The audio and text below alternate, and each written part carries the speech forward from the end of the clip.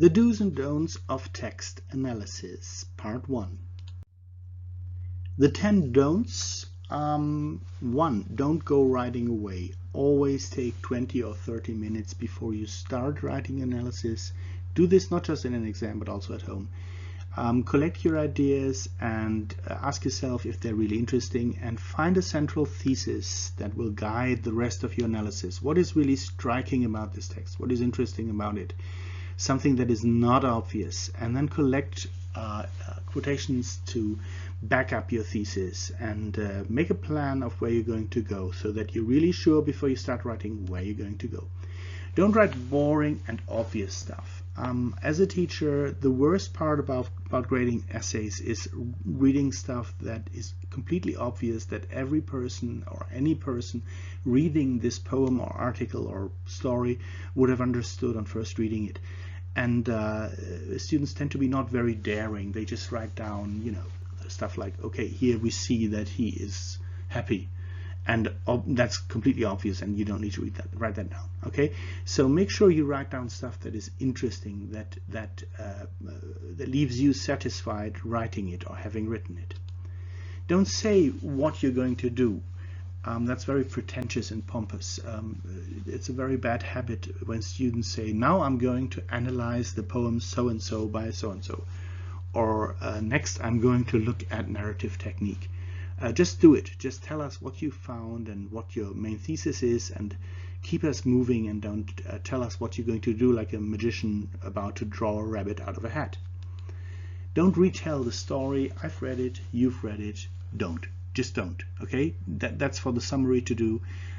In your analysis, just point out the phrases, the words or the sentence that you're going to talk about and that you're going to analyze, and then move on. Don't forget the big idea, your thesis. This is what should always guide you. Don't give me a list of findings that are not really connected. So don't say there's a metaphor in line 15. Instead, tell us what the author is trying to do in line 15. Why is he trying to do it in line 15? Why doesn't he do it at the beginning or at the end of the text?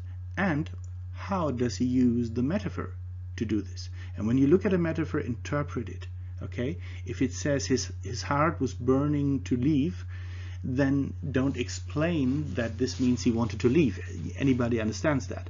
But tell me that burning to leave actually refers to fire, and fire has a twofold nature, and it's hot and it can be painful, but it can also be warm and giving light and guiding people. So this metaphor illustrates the twofold nature of his longing, of his desire. Okay, so analyze, explain the metaphor, and refer it to your main thesis, which might be that this character experiences a conflict.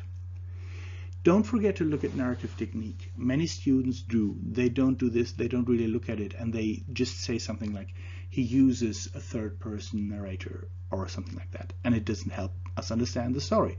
So instead, really ask yourself, why does the author decide, or why has he decided to tell us the story through the eyes and ears of this particular character? Why not one of the others? Why does he use this limited point of view? Why does he limit himself?